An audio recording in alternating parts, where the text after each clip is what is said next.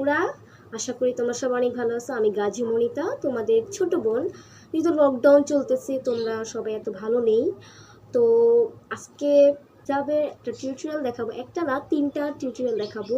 তোমরা অনেকে বলতেছো যে সামারে হিজাব পরা কখনই সম্ভব না, আসলেই সম্ভব না, নিকাব পরা তো আরোই সম্ভব না।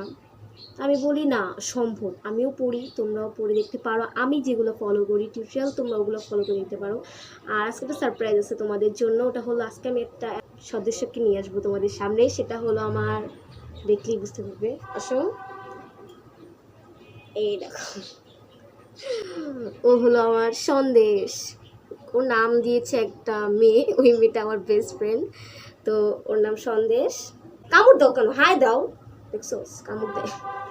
হাই দাও, হাই দাও। অনেক রাগ করে আছে, ঘুম ভাঙাইছি ওর। তো দেখছো কামড়ে। তো চলো দেখি আমরা আজকে হিজাব টিউটোরিয়াল ভিডিওটা। চলো চলো।